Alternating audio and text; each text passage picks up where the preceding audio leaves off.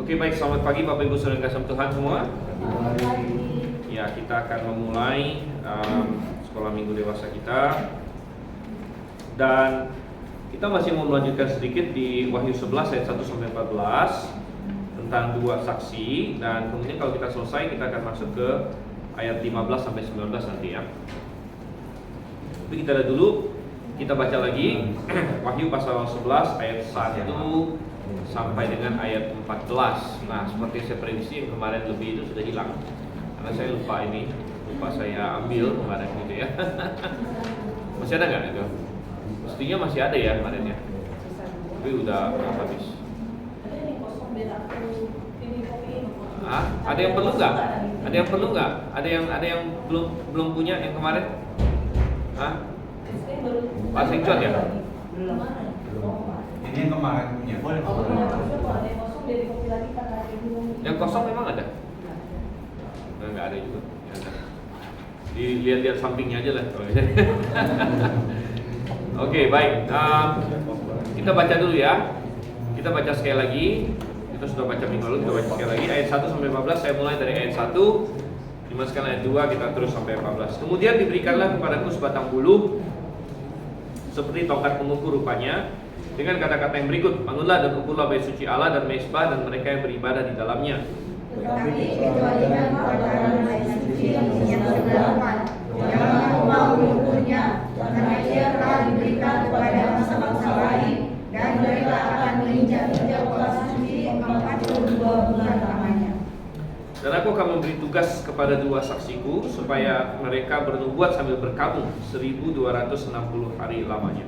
Mereka adalah kedua pohon zaitun dan kedua kaki dia yang berdiri di hadapan Tuhan semesta alam. Dan jikalau ada orang yang hendak menyakiti mereka, keluarlah api dari mulut mereka menghanguskan semua musuh mereka. Dan jikalau ada orang yang hendak menyakiti mereka, maka orang itu harus mati secara itu.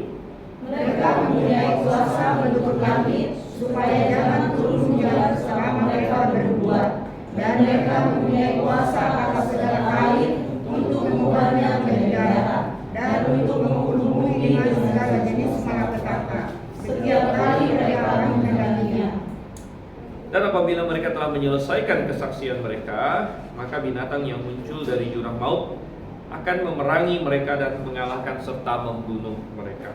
Dan mayat mereka akan terletak di atas jalan raya kota besar yang secara rohani disebut Sodom dan Mesir, di mana juga Tuhan mereka disalibkan. Dan orang-orang dari segala bangsa dan suku dan bahasa dan kaum melihat mayat mereka 3,5 hari lamanya. Dan orang-orang itu tidak memperbolehkan mayat mereka dikuburkan. Dan mereka yang diam di atas bumi bergembira dan bersuka-cita akan mereka itu, dan berpesta dan saling mengirim hadiah, karena kedua nabi itu telah merupakan sisaan bagi semua orang yang diam di atas bumi. 3,5 hari kemudian masuklah roh kehidupan dari Allah ke dalam mereka, sehingga mereka bangkit, dan semua orang yang melihat mereka menjadi sangat takut. Dan orang-orang itu mendengar suatu suara yang nyanyi dari surga berkata kepada mereka, naiklah kemari. Lalu naiklah mereka ke langit, diserubungi awan, disaksikan oleh musuh-musuh mereka. Pada saat itu terjadilah gempa bumi yang dahsyat, dan 1/10 bagian dari kota itu rubuh, dan 7.000 orang mati oleh gempa bumi itu, dan orang-orang lain sangat ketakutan lalu memuliakan Allah yang di sorga. Celaka yang kedua sudah lewat, lihatlah celaka yang ketiga segera menyusul. Oke, kita berdoa terlebih dahulu.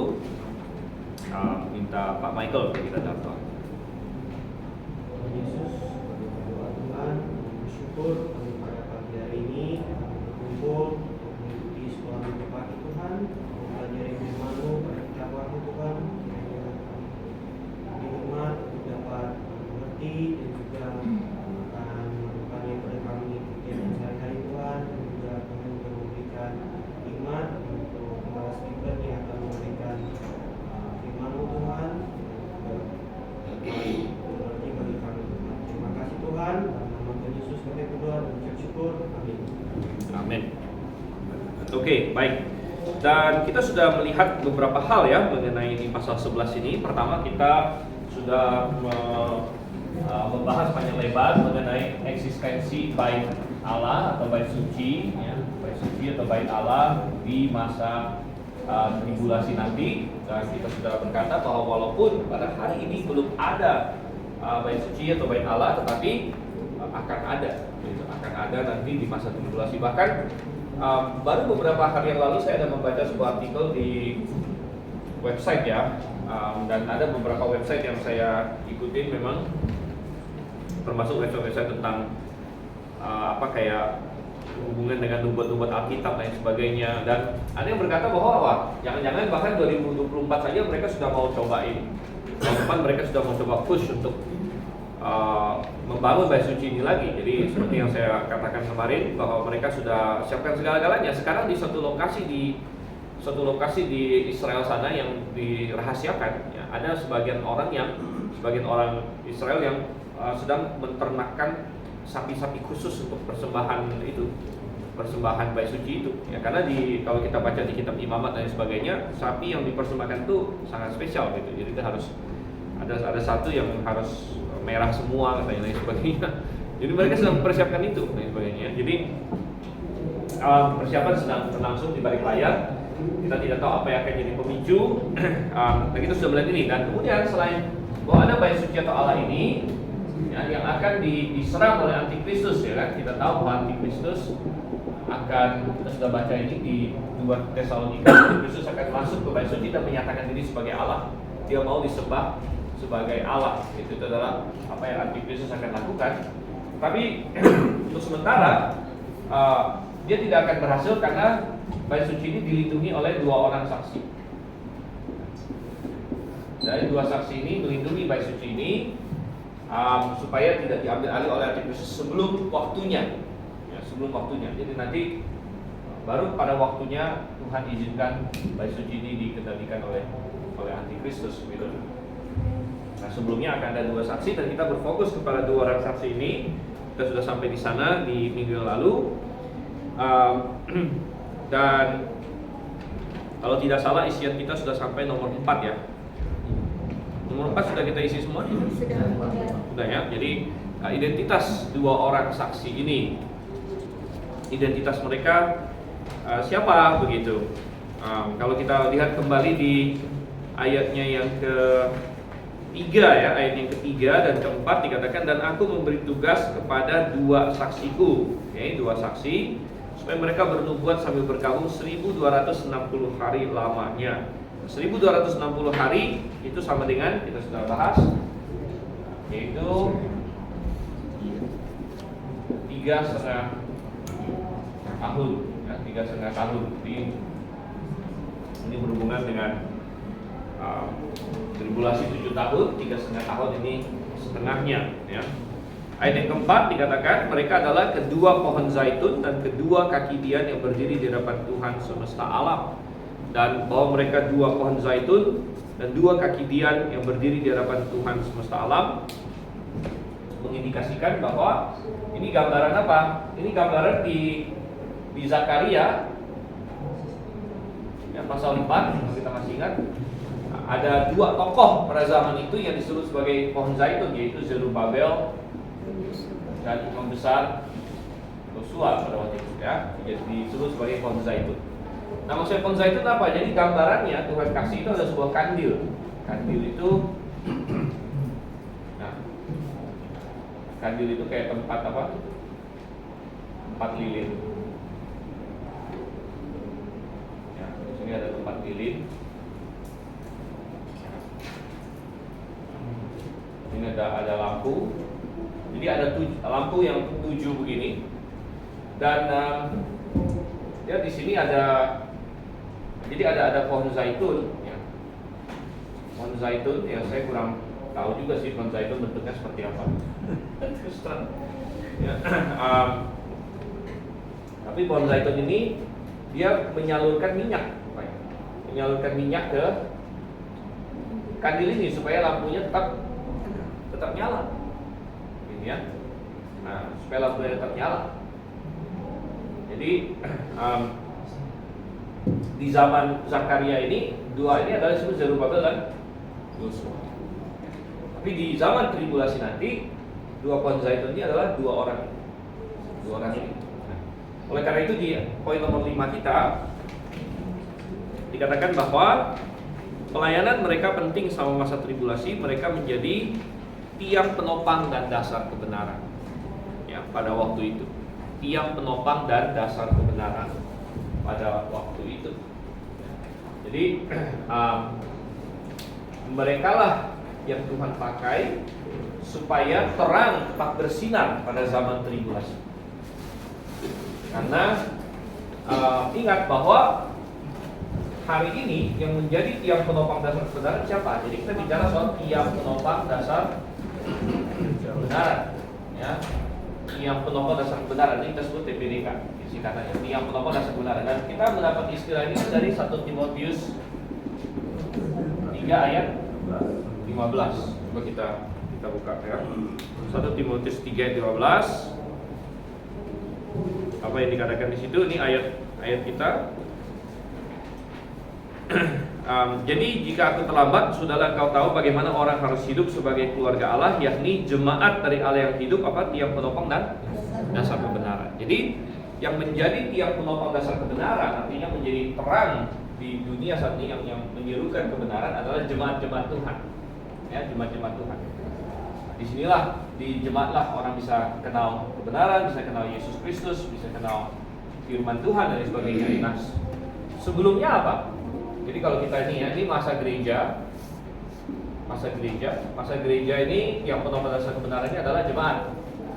Sebelum itu siapa yang penopang dasar kebenaran? Israel adalah tiang penopang dasar kebenaran. Nah, kita dapat itu dari mana? Coba kita buka Roma pasal 3. Salah satu contoh, Roma pasal 3. Ayat yang pertama dan kedua. Roma pasal 3 ayat 1 dan 2 bunyinya, jika demikian apakah kelebihan orang Yahudi dan apakah gunanya sunat? Jawabannya apa? Banyak sekali, dan di dalam segala hal. Pertama-tama sebab kepada mereka lah dipercayakan firman Allah. Jadi Rasul Paulus berkata bahwa kepada orang Israel, orang Yahudi lah dipercayakan firman Allah. Maksudnya firman Allah itu apa? PL pada zaman itu. Perjanjian lama dipercayakan kepada orang Yahudi, kepada Israel. Berarti mereka lah yang penopang dan dasar kebenaran pada waktu itu ya. Nah, setelah mereka menolak Yesus Kristus, akhirnya Tuhan memakai jemaat ya, eklesia. Tuhan kasih lagi PB bunyi baru sehingga digabung ini PL dan PB menjadi Alkitab kita pada hari ini. Okay. Nah, setelah masuk ke masa tribulasi, apa yang terjadi? Orang-orang percaya kan diangkat semua, namanya rapture, ya, pengangkatan. Jadi kita diangkat dulu sebelum masa tribulasi. Nah, berarti jemaat-jemaat yang Alkitabiah itu akan kebanyakan jadi kosong. Jadi kalau nanti pengangkatan terjadi, ya grafe akan, ya kita harap sih kosong semua, gitu ya. Kalau ada yang ketinggalan, saya nggak tahu deh, gitu ya. Siapa tahu ada yang ini kan, ada yang ketinggalan gitu, ya mungkin suatu hari Minggu tiba-tiba dia muncul datang, kok kosong di sini. Nah, itu bahaya ada di sini ya. Ada kucing-kucing datang satu hari Minggu tetap kosong gitu. Ada tanya dulu, jangan-jangan ini berubah jam terbangnya atau saya ketinggalan gitu. Tapi ya jemaat-jemaat yang Alkitabiah akan kosong atau ya setidaknya hampir kosong gitu. Dan yang sisa ya tentu masih banyak gereja pada zaman itu. Jadi di masa tribulasi nanti saya yakin masih akan ada banyak gereja dalam tanda kutip. Itu gereja-gereja isinya orang-orang yang tidak diselamatkan. Ya, Katolik misalnya. Katolik akan jalan terus. Kenapa? Karena Katolik tidak mengajarkan Injil kebenaran. Katolik mengajarkan bahwa keselamatan itu melalui sakramen dan lain sebagainya. Nah, mereka tidak. Jadi masih ada banyak gereja, tapi gereja-gereja yang kacau balau. Jadi semakin jauh dari kebenaran, semakin banyak persentase jemaatnya yang tidak diangkat. Ya. Ada yang mungkin yang 100% tidak akan diangkat, itu yang sudah sesat benar bidat lah, gitu ya. Seperti kayak Katolik ya. mungkin saksi Yehova, Mormon dan sebagainya. Itu saya yakin ya hampir 100% mungkin tidak ada yang diangkat di situ. Tidak ada yang diselamatkan. Ya. Nah mungkin gereja-gereja yang lain ya kita tidak bilang bahwa nggak ada yang diselamatkan, mungkin ada juga. Ya. Tapi persentasenya akan semakin menurun, semakin jauh mereka dari keselamatan, dari kebenaran, ya kan? Ya. Mungkin gereja-gereja karismatik saya nggak tahu berapa persen yang akan diangkat. Ada, mungkin saya yakin tetap ada lah yang diangkat di situ. Tapi berapa persen saya tidak tahu, kan? Gereja-gereja Protestan seperti ya gereja-gereja Protestan, ya. Dan sebagainya itu juga hanya sekian persen yang diangkat. Jadi kita lihat bahwa siapa yang penopang dasar kebenarannya, siapa yang menyatakan kebenaran. Nah, salah satunya ini dua saksi ini yang menjadi tiang penopang dasar kebenaran dalam tanda kurung bersama dengan 144.000 orang Yahudi yang sudah dibahas di pasal 7. Ingat bahwa di pasal 7 ada 144.000 orang Yahudi yang dimeteraikan oleh Tuhan. Jadi mereka akan menjadi saksi-saksi Tuhan di masa tribulasi nanti, ya. Oke. Nah, sedikit kilas balik ke poin 4 kita. Tadi kita sudah masuk poin 5, tapi kita lihat balik ke poin 4 karena kita masuk ke ayat 5 nih. Ayat 5 di Wahyu 11, balik lagi ke Wahyu 11. Wahyu 11 ayat 5-nya dikatakan, dan jikalau ada orang hendak menyakiti mereka, jadi kan dunia ini pasti sangat benci kepada dua orang ini. Pasti sangat benci, Antikristus sangat benci pada mereka. Dan dia akan suruh orang untuk menyakiti mereka, tapi tidak bisa. Keluarlah api dari mulut mereka menghanguskan semua musuh mereka, ya. Dan jikalau ada orang hendak menyakiti mereka, maka orang itu harus mati secara demikian. Minggu lalu kita sudah singgung bahwa ini mirip dengan Nabi siapa? Masih ingat? Yang ada api Elia. Ya, Nabi Elia sempat dia mau ditangkap oleh Ahab waktu itu. Ahab kirim pasukan 50 orang, ya, tapi ada api turun dari sorga menghanguskan orang yang mau tangkap Elia. Gitu. Jadi Tuhan melindungi dua orang saksinya sedemikian rupa. Ini api keluar dari mulut mereka. Ya. 6. Mereka mempunyai kuasa menutup langit supaya jangan turun hujan selama mereka bernubuat. Ini mirip siapa ini? Mirip Elia lagi, gitu ya, menutup langit. Ya. Punya kuasa menutup langit supaya jangan turun hujan selama mereka bernubuat. Dan sangat menarik sekali, masa mereka bernubuat ini sama dengan ini. 3,5 tahun ini mirip nggak dengan masanya ini? Coba kita lihat di Yakobus, ya. Yakobus pasal terakhir 5 ayat 17. Ya, Yakobus 5 ayat 17. Dikatakan Elia adalah manusia biasa sama seperti kita, dan ia telah sungguh-sungguh berdoa supaya hujan jangan turun, dan hujan itu tidak turun di bumi selama berapa katanya? 3 tahun dan 6 bulan loh. Ini mirip nih. 3,5 tahun enggak? Jadi selama waktu itu Elia bikin tidak turun hujan di Israel 3 tahun 6 bulan. Saya tidak bisa bayangkan ya kalau tidak turun hujan 3,5 tahun itu, wow. Di Jakarta nggak pernah seperti itu. Nah, kita sekarang musim kemarau aja, waduh. Tapi kemarin sempat hujan sih. Kemarin sempat hujan. Kalau 3,5 tahun nggak turun hujan, waduh panasnya, keringnya dan sebagainya. Tapi saya pernah tahun 2019 sebelum COVID itu saya dan Pak Swento dan beberapa tim pergi ke Pulau Sabu di NTT sana, ya. Dan rupanya itu pulau yang lumayan kering juga begitu. Siapa yang ada dari Sabu? Kan ada beberapa orang dari Sabu. Benar ya, agak kering ya. Bisa sering nggak hujan lama gitu ya.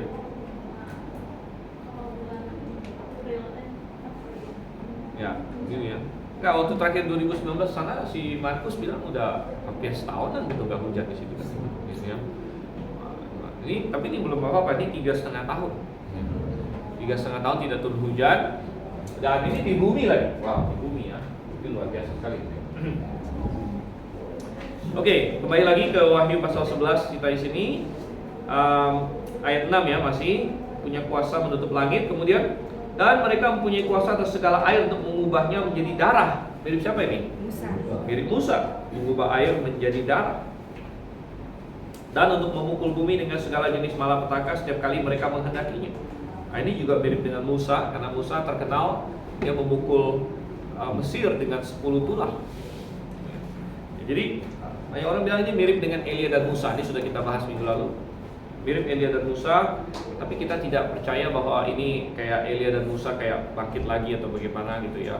Bukan, hanya saja ini orang-orang yang di zaman itu yang pelayanannya memang mirip dengan Elia dan Musa. Oke, ayat 7. Dan apabila mereka telah menyelesaikan kesaksian mereka, maka binatang yang muncul dari jurang maut. Nah, siapa ini binatang yang muncul dari jurang maut ini? Kalau kita lihat nanti di dalam kitab Wahyu, ada tiga binatang yang disebut rupanya.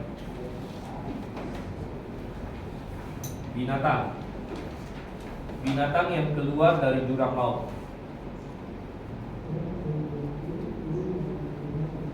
Nah, keluar dari jurang maut. Oke. Binatang yang keluar dari laut. Kemudian ada binatang yang keluar dari bumi. Nanti ada 3 binatang ini. Nah, kita belum ketemu. Ini nanti di pasal 13 nih. Keluar dari laut, keluar dari bumi ini nanti kita ketemu di pasal 13. Bentar lagi, jadi kita belum ketemu mereka. Tapi nanti ada 3 binatang ini dan mereka ini adalah mereka mau meniru Tuhan kan Tritunggal. Tuhan ada Bapa, Putra dan Roh Kudus. Nah, iblis itu selalu mau niru Tuhan. Karena iblis tahu yang Tuhan punya itu yang paling bagus. Jadi dia pengen tiru Tuhan terus. Tapi nggak bisa tentunya. Dia pengen tiru Tuhan. Jadi dia bikin kayak Tritunggal tandingan dia, walaupun punya dia jelas bukan Tritunggal gitu ya. Kita bilang trifecta iblis lah gitu ya. Nah, jadi yang binatang yang keluar dari jurang maut ini, kita bisa melihat ini adalah iblis sendiri. Ini adalah iblis. Nanti iblis dia pengen meniru Allah Bapa. Ini iblis. Nanti binatang yang keluar dari laut ini adalah antikristus. Nah, antikristus itu meniru Kristus. Karena kata anti dalam bahasa Yunani bisa berarti menggantikan. Antikristus. Jadi dia meniru Kristus, meniru Putra. Jadi binatang yang keluar dari bumi ini disebut sebagai nabi palsu. Sang nabi palsu. Nah, ini meniru Roh Kudus. Meniru Roh Kudus. Oke, jadi kalau kita kembali di Wahyu pasal 11 di sini, ayat yang ke-7, apabila mereka telah menyelesaikan kesaksian mereka, jadi masa sudah selesai 3,5 tahun itu, maka binatang yang muncul dari jurang maut. Jadi kita bilang ini iblis. Nah, kenapa iblis disebut sebagai binatang yang muncul dari jurang maut? Ini sebenarnya mengacu kepada suatu nubuat tentang iblis. Coba kita lihat di Wahyu pasal 20.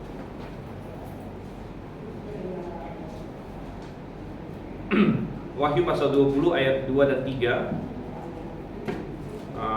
Saya bacakan. Di akhir nanti tribulasi, kata ia akan menangkap naga si ular tua itu, yaitu iblis dan Satan, dan ia mengikatnya 1000 tahun lamanya, lalu melemparkannya ke dalam jurang maut. Jadi iblis dilemparkan ke dalam jurang maut di Wahyu 20 ayat 3. Nah, ingat, kita sudah pernah bahas jurang maut ini bahasa aslinya apa? Masih ingat? Abusos. Ya, secara literal sebenarnya bottomless pit. Saya nggak tahu kenapa bahasa Indonesia terjemahkan jurang maut, katanya gitu ya, jurang maut. Sebenarnya lebih tepatnya adalah bottomless pit atau istilahnya jurang tak berdasar. Ya. Oke, tapi LAI terjemahkan jurang maut, oke, nggak masalah. Lalu melemparkannya ke dalam jurang maut di situ. Nah, lalu perhatikan ayat yang ke-7, masih di Wahyu 20 ayat 7. Dikatakan, dan setelah masa 1000 tahun itu berakhir, iblis akan dilepaskan dari penjaranya. Penjaranya itu di mana? Ya, jurang maut itu tadi. Gitu. Jadi kalau kita kembali ke Wahyu 11, binatang yang keluar dari jurang maut gitu. Ini siapa? Ya, itu iblis. Iblis akan, ini suatu nubuat tentang dia sebenarnya, bahwa suatu hari dia akan dijebloskan ke dalam penjara namanya jurang maut, tapi kemudian dia akan dilepaskan, diizinkan keluar. Jadi dia adalah binatang yang keluar dari muncul dari jurang maut ini ya. Binatang yang muncul dari jurang maut ini ya. Oke, kembali ke Wahyu pasal 11. Binatang yang muncul dari jurang maut akan memerangi mereka dan mengalahkan serta membunuh mereka. Jadi iblis, Tuhan akan mengizinkan iblis untuk mengalahkan dan membunuh mereka di pertengahan tribulasi setelah 3,5 tahun. Dan nanti kalau kita lihat di pasal 12, jadi ini semua nyambung ya. Semua ini akan nyambung sekali semuanya. Kita akan lihat di pasal di pertengahan di pertengahan tribulasi ya, kalau kita tarik lagi ya. Di pertengahan tribulasi ini kan 3,5 tahun. 3,5 tahun. Dan kita bilang 2 saksi bernubuat di sini kan. 2 saksi bernubuat di sini melindungi bait suci dari antikristus. Dan setelah 3,5 tahun iblis akan membunuh mereka. Tapi nanti kalau kita baca di pasal 12 yang kita belum sampai, ada sesuatu yang terjadi di pertengahan tribulasi ini, yaitu iblis dilemparkan dari sorga. Jadi di pertengahan tribulasi iblis tidak lagi punya akses kepada Tuhan, dia dicampakkan ke bumi. Nah mungkin momentum itulah dia dicampakkan ke bumi, dia pakai untuk membunuh 2 saksi, ya, pakai untuk membunuh 2 saksi ini. Dan itu Tuhan izinkan, bukan berarti iblis lebih berkuasa dari Tuhan, tidak. Jadi, kalau Tuhan tidak izinkan iblis membunuh mereka, tidak bisa. Kita masih ingat Ayub, ya. Iblis mau membunuh siapapun, dia harus dapat izin dari Tuhan dulu. Dan kita melihat di sini Tuhan mengizinkannya, gitu ya. Itu di poin nomor 5 kita. Tetapi pada akhir pelayanan mereka, Allah membiarkan mereka dibunuh oleh iblis. Ya, Allah membiarkan mereka dibunuh oleh iblis. Dan iblis bisa membunuh mereka langsung atau melalui perantaraan orang lain. Ya. Karena ingat waktu dia membunuh anak-anak Ayub, dia pakai perantaraan orang lain, gitu ya. Dia pakai perantaraan angin puyuh, ingat ya, dia membunuh anak-anak Ayub. Kemudian ada banyak hamba-hamba Ayub juga dia pakai orang-orang lain, dia pakai orang Kasdim, pakai banyak yang lain untuk mengacaukan di situ. Jadi iblis bisa membunuh 2 saksi ini pribadi ataupun melalui perantara. Ya. Kalau dia pakai perantara, dia bisa pakai perantara misalnya antikristus. Karena iblis dan antikristus ini kan. Ya. Tapi kita harus pahami satu hal, antikristus dengan iblis itu beda. Karena banyak orang Kristen awam ini masih bingung-bingung. Dia pikir antikristus itu adalah iblis. Padahal bukan. Iblis dengan antikristus ini 2 pribadi yang berbeda. Ya. Nanti kita akan lihat, tapi kita belum sampai ya. Ini nanti di pasal 13. Antikristus itu manusia. Iblis itu malaikat yang jatuh, yang berontak kepada Tuhan. Oke. Kita lanjut lagi. Ayat yang ke-8 masih di Wahyu pasal 11. Ayat yang ke-8 dikatakan, dan mayat mereka akan terletak di atas jalan raya kota besar yang secara rohani disebut Sodom dan Mesir, di mana juga Tuhan mereka disalibkan. Jadi kota apa ini yang dimaksud di sini? Di manakah? Di kota manakah Tuhan Yesus disalibkan? Di Yerusalem. Ya, di Yerusalem. Jadi ini adalah Yerusalem. Dan ini cocok. Jadi mayat mereka terletak di Yerusalem. Kenapa Yerusalem? Ingat, 2 saksi ini kan mereka melindungi apa? Bait suci kan ada di Yerusalem. Jadi karena bait suci ada di Yerusalem, ya, 2 saksi ini ada di bait suci itu, ya, maka ketika mereka mati, mayat mereka ada di Yerusalem. Tapi Yerusalem ini secara rohani disebut Sodom dan Mesir. Kenapa Yerusalem ini disebut Sodom dan Mesir? Secara rohani, ya kan? Sodom dan Mesir itu terkenal akan sesuatu, ya. Sodom terkenal akan kejahatan, ya. Sodom terkenal akan kejahatan, ya, LGBT, ya kan? Dosa, memberontak kepada Tuhan. Ya. Mesir di dalam Alkitab selalu adalah gambaran dunia, ya, gambaran dunia. Ya, jadi waktu orang Israel diperbudak di Mesir, itu melambangkan orang manusia diperbudak dalam dosa di dunia. Ya lalu disuruh keluar gitu kan, disuruh keluar dari dunia. Dan dibebaskan dari dunia. Jadi Mesir selalu menggambarkan dunia di dalam Alkitab. Dan ya kita berkata bahwa Yerusalem. Jadi sebenarnya di dalam Alkitab itu selalu ada pertentangan antara dua kota. Yaitu kota apa dan kota apa. Saya pernah ajarkan ini juga ya. Nanti kita.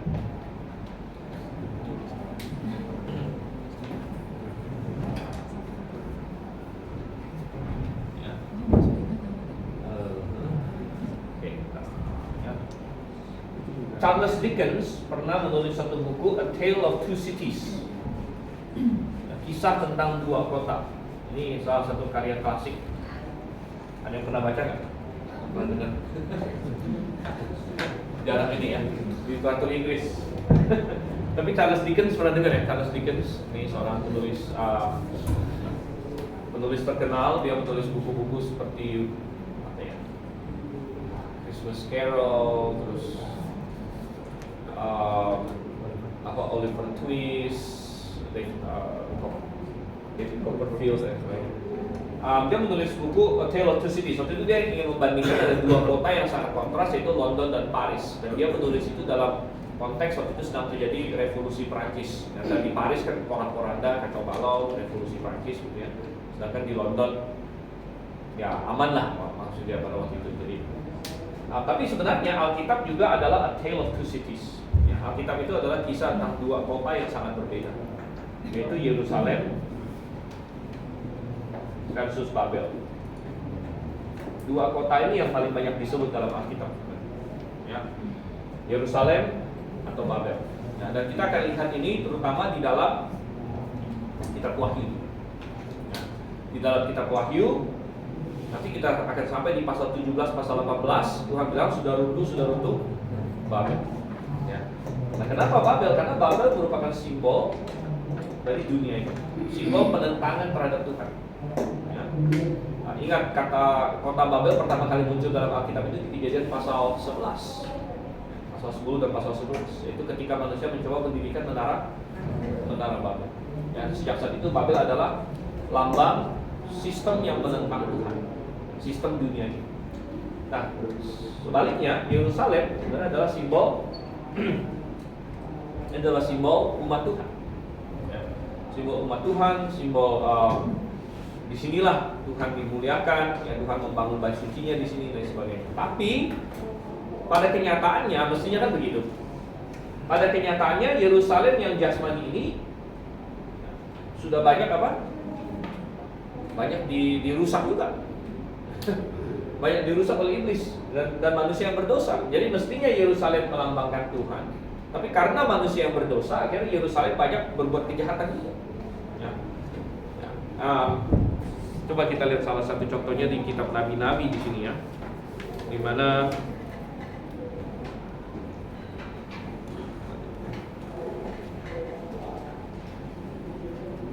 coba kita lihat Yesaya pasal 1.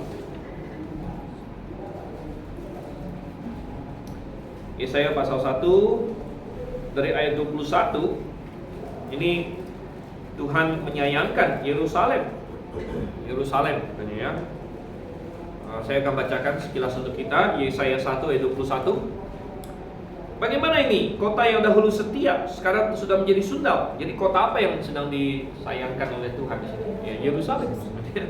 Kota yang dahulu setia sekarang sudah menjadi sundal. Tadinya penuh keadilan dan di situ selalu diam kebenaran, tapi sekarang penuh pembunuh. Perakmu tidak murni lagi, arakmu bercampur air. Para pemimpinmu adalah pemberontak, bersekongkol dengan pencuri. Semuanya suka menerima suap dan mengejar sogok. Mereka tidak membela hak anak-anak yatim dan perkara penjanda-janda tidak sampai kepada mereka. Oke. Sebab itu demikianlah firman Tuhan semesta alam yang maha kuat melindungi Israel. Aku akan melampiaskan dendamku kepada para lawanku dan melakukan pembalasan kepada para musuhku. Aku akan bertindak terhadap engkau. Aku akan memurnikan perakmu dengan garam soda. Aku akan menyingkirkan segala timah daripadanya. Aku akan mengembalikan para hakimmu seperti dahulu dan para penasihatmu seperti semula. Sesudah itu engkau akan disebut kota keadilan, kota yang setia. Dan kota mana yang dimaksud menjadi jelas dari 27? Sion. Ya, Sion adalah nama lain dari Yerusalem, karena Yerusalem itu kota penuh bukit, dia kota yang berbukit-bukit ya. Dan bukit-bukit atau gunung-gunungnya itu ada nama-namanya. Nah, salah satu bukit atau gunung yang paling dominan di Yerusalem adalah Bukit Sion atau Gunung Sion. Jadi makanya Sion menjadi identik dengan nama Yerusalem juga. Sion akan kubebaskan dengan penghakiman yang adil, dan orang-orang yang bertobat akan kubebaskan dengan tindakan yang benar. Oke, dan sebagainya. Yang intinya Yerusalem yang mestinya pro Tuhan akhirnya menjadi kacau. Makanya akhirnya Tuhan versus lagi Yerusalem. Jadi ada Yerusalem versus Babel dan Yerusalem lama versus Yerusalem baru.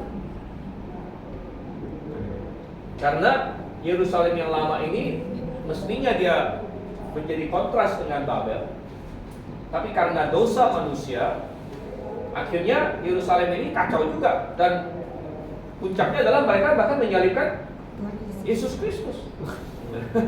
Ya, mestinya mereka ini kan ini umat Tuhan gitu kan, Yerusalem, tapi malah ujung-ujungnya menyalibkan Yesus Kristus. Nah, makanya akhirnya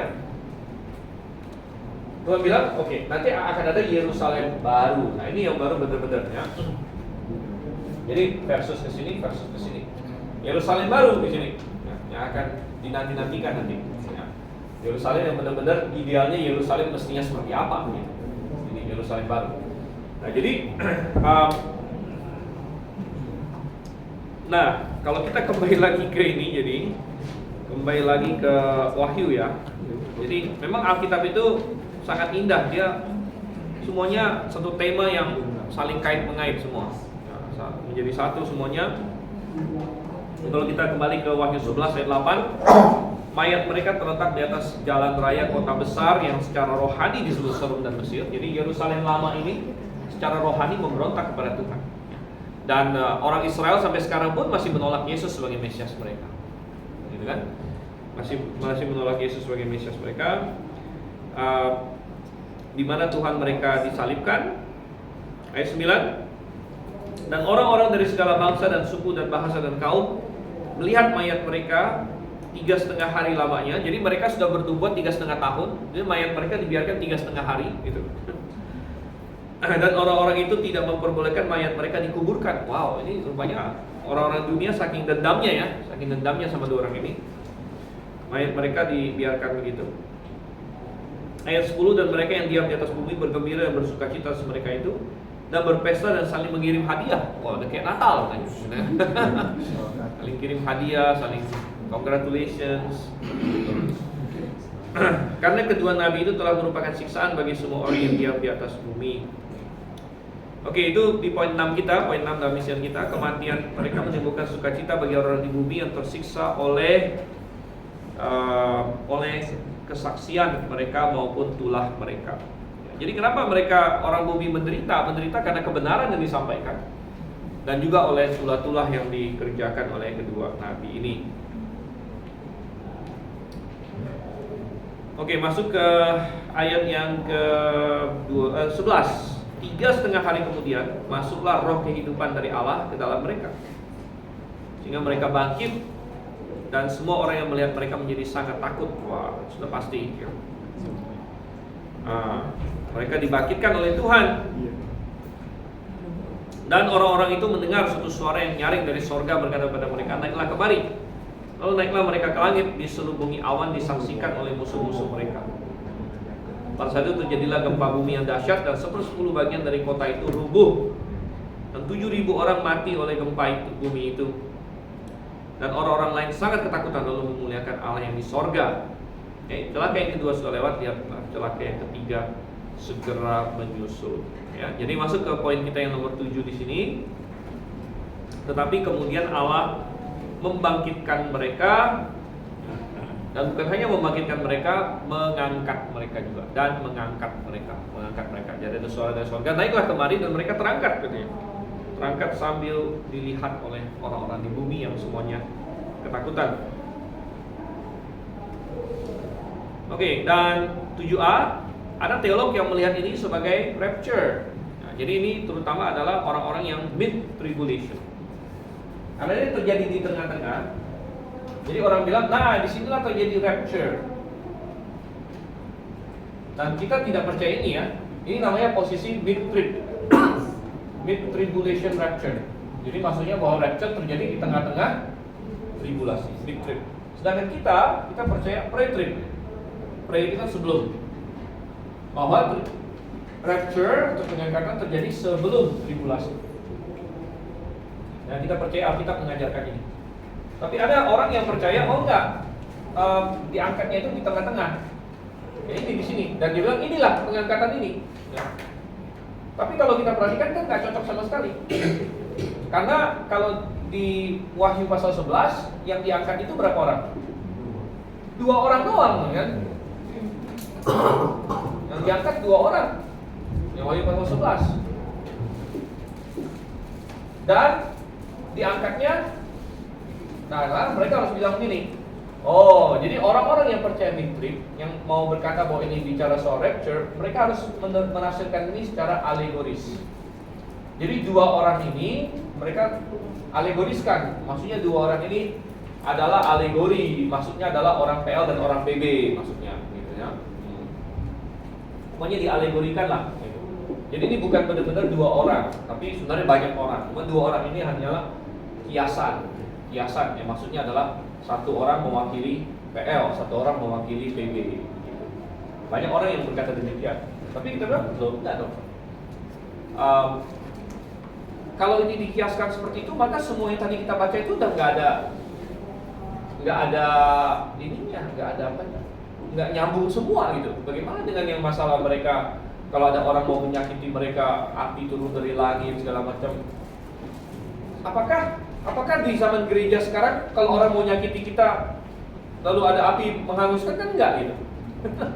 Malah pahlawan-pahlawan iman sepanjang zaman gereja ini kan banyak yang mati, dibunuh, yang menjadi martir dan lain sebagainya. Ya. Jadi semua nggak nyambung. Ya, kalau ini dikiaskan, semua yang tadi kita bahas sudah nggak nyambung semua. Dan lagi pula Tuhan berkata saat pengangkatan itu terjadi secara sekejap mata, ya, dan seperti pencuri. Nah, sedangkan yang di Wahyu 11 ini waktu 2 orang ini diangkat, dilihat oleh musuh-musuh mereka. Semua mata melihat, jadi sama sekali tidak cocok ya, dengan rapture. Oke. Baik, dan kita lihat di sini 7b dia bilang ini tidak mungkin rapture karena ada banyak perbedaan, antara lain jumlah orang, saksi, dan timing atau ya. Oke, dan poin nomor 8, peristiwa kebangkitan dan kenaikan mereka disertai tanda-tanda lain dan menyebabkan sebagian orang bertobat. Itu ada di 12. Ada gempa bumi yang dahsyat, ada sejumlah orang mati, tapi ada perkataan di situ bahwa orang-orang lain sangat ketakutan, dan ada sebagian yang memuliakan Allah yang di sorga. Ya. Oke, jadi ini adalah peristiwa yang terjadi dengan kedua orang saksi ini dan sebagainya. Itu suatu hal yang indah, yang menarik bagi kita. Dan ada banyak yang kita pelajari di sini, bahwa Tuhan tetap pegang kendali, dan sekalipun saksi-saksinya dia izinkan dibunuh, itu ada maksud dan tujuannya. Dan kematian mereka tidak lama, habis itu mereka dibangkitkan. Demikian juga kalau kita mati hari ini, kita tidak lama menunggu, ya, tapi kita akan dibangkitkan. Oke, mari kita bersama doa ya. Oke, minta Pak Heri ini kita berdoa. Terima kasih Tuhan atas segala firman penjelasan yang telah Kau berikan pada kami melalui Gembala Stephen. Tuhan, kiranya apa yang Kau berikan pada kami menjadikan kami lebih dekat kepadamu dan lebih menantikan kedatangan Tuhan. Kami yakin dan percaya Kau berikan kepada kami hikmat atau budaya surga, sehingga kami boleh lebih mendalami firman-Mu. Kiranya Tuhan Kau berkati juga kepada Stephen dan kami yang mendengarkan, biarlah firman menjadi berkat bagi kami, dan sebentar kami akan mengikuti kepastian yang Kau pimpin dari awal sampai akhirnya dengan bersama. Terima kasih ya Yesus, dalam nama Tuhan Yesus kami berdoa mengucap syukur. Haleluya. Amin. Oke. Jadi yang minggu depan punya saya belum bagikan dulu.